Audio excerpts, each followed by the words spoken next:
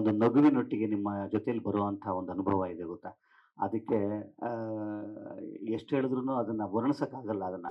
ಅಂದರೆ ಆ measurement of happiness ಇದೆಯಲ್ಲ ಅದನ್ನು ಯಾವ ಯೂನಿಟ್ಸಲ್ಲಿ ಹೇಳೋಕ್ಕಾಗಲ್ಲ ನಾನು.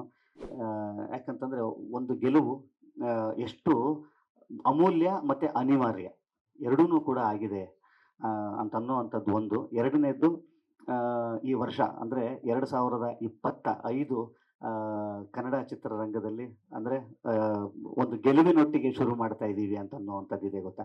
ಇದು ಚೂಮಂತರಿನ ಒಂದು ಭಾಗವಾಗಿ ಮಾತ್ರವಲ್ಲದೆ ಕನ್ನಡ ಚಿತ್ರರಂಗದ ಒಬ್ಬ ಕಲಾವಿದನಾಗಿ ನನಗೆಷ್ಟು ಹೆಮ್ಮೆ ಆಗ್ತಾ ಇದೆ, ಖುಷಿ ಆಗ್ತಾ ಇದೆ ಅಂತಂತಂದರೆ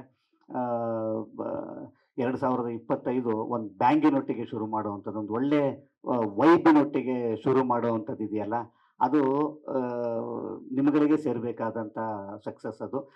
ನಾನು ಎಷ್ಟು ಕಡೆ ಹೇಳ್ತಾ ಇರ್ತೀನಿ, ಅದು ನಿಜಾನೂ ಕೂಡ. ಯಾಕಂತಂದರೆ ನಮಗೆ ಒಂಚೂರು ಪ್ರಮೋಷನಿನ ವಿಚಾರದಲ್ಲಿ ನಿಮಗೆ ತಲುಪಿಸೋ ಅಂದರೆ ಜನಕ್ಕೆ ತಲುಪಿಸೋವಲ್ಲಿ ನಾವು ಸ್ವಲ್ಪ ಒಂಚೂರು ಸ್ಲೋ ಆಯಿತು. ಆದರೆ ಇವತ್ತು ಈ cinema day by day, show by show ಜನಗಳು ಜಾಸ್ತಿ ಆಗ್ತಾ, ಶೋಗಳು ಜಾಸ್ತಿ ಆಗ್ತಾ ಹೋಗಿದೆ ಅಂತ ಅನ್ನೋದೇ ನಿಜವಾದರೆ ಇದಕ್ಕೆ ಮುಖ್ಯವಾದ ಕಾರಣ ಎಲ್ಲರೂ ನೀವು ಒಳ್ಳೊಳ್ಳೆಯ ಪದಗಳನ್ನ ಬರೆದಿರಿ, ಒಳ್ಳೊಳ್ಳೆಯ ರಿವ್ಯೂಸ್ಗಳನ್ನ ಹಾಕಿದ್ರಿ ಗೊತ್ತಾ.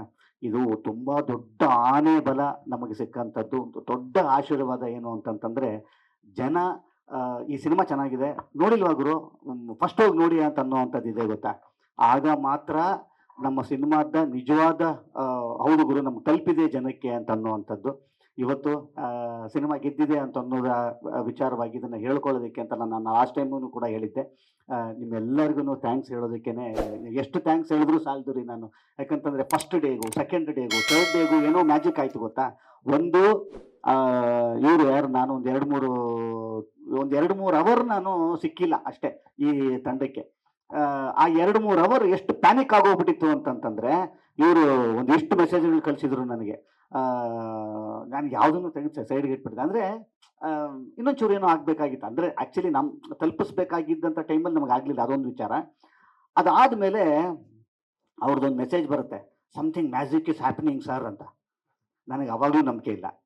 ಅಂದರೆ ಇದೊಂದು ಆಶಾಭಾವನೆ ಇರುತ್ತೆ, ಬಟ್ ನಿಜ ಆಗಲಿ ಅಂತ ಅನ್ನೋವಂಥದ್ದು. ನಾನು ಹಂಗೂ ಕಳಿಸಿದ್ದೀನಿ. ಆಮೇಲೆ ಯಾವತ್ತೋ ಒಂದು ದಿವಸದಲ್ಲಿ ಅದನ್ನು ಸ್ಕ್ರೀನ್ಶಾಟ್ ಶೇರ್ ಮಾಡ್ತೀನಿ ನಿಮಗೆ.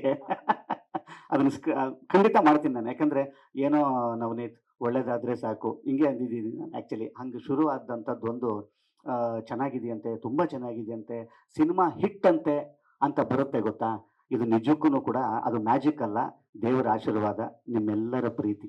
ಇಷ್ಟು ಜನರು ನೀವು ನನ್ನ ಮೇಲೆ ಇಟ್ಟಿರೋವಂಥ, ಈ ತಂಡದ ಮೇಲೆ ಇಟ್ಟಿರೋವಂಥ ಒಂದು ಪ್ರೀತಿ. ಯಾಕಂತಂದರೆ ಸಿನಿಮಾನ ರಿಲೀಸ್ ಮಾಡೋ ಹಂತದಲ್ಲಿ ರಿಲೀಸ್ ಮಾಡೋದಕ್ಕೇ ಎಷ್ಟೆಲ್ಲ ಕುಸ್ತಿಗಳಾಯಿತು ಅಂತ ಅನ್ನೋವಂಥದ್ದು ತರುಣ್ ಅವರೊಬ್ಬರಿಗೇ ಗೊತ್ತು.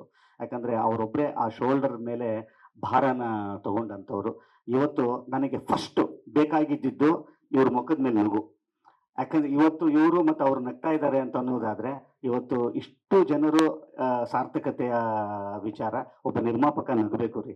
ನಿರ್ಮಾಪಕ ನಕ್ಕ ಅಂತಂದರೆ ಅದು ನಿಜವಾದ ಸಕ್ಸಸ್ ಅನ್ನೋವಂಥದ್ದು.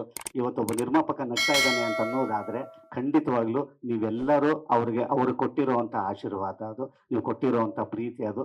ಅದನ್ನು ಉಳಿಸ್ಕೊಂಡು ಹೋಗುವಂಥ ಕೆಲಸ ಖಂಡಿತವಾಗ್ಲೂ ಮುಂದಿನ ಸಿನಿಮಾಗಳಲ್ಲಿ ಇನ್ನೂ ಹೆಚ್ಚೆಚ್ಚು ಶಕ್ತಿ ಹಾಕಿ, ಇನ್ನೂ ಹೆಚ್ಚು ಎಫರ್ಟ್ ಹಾಕಿ, ಇನ್ನೂ ಹೆಚ್ಚು ಲವ್ ಹಾಕಿ ಮಾಡುವಂಥ ಶಕ್ತಿನ ನೀವು ನನಗೆ ಕೊಟ್ಟಿದ್ದೀರಿ, ನೀವು ನಮಗೆ ಕೊಟ್ಟಿದ್ದೀರಿ.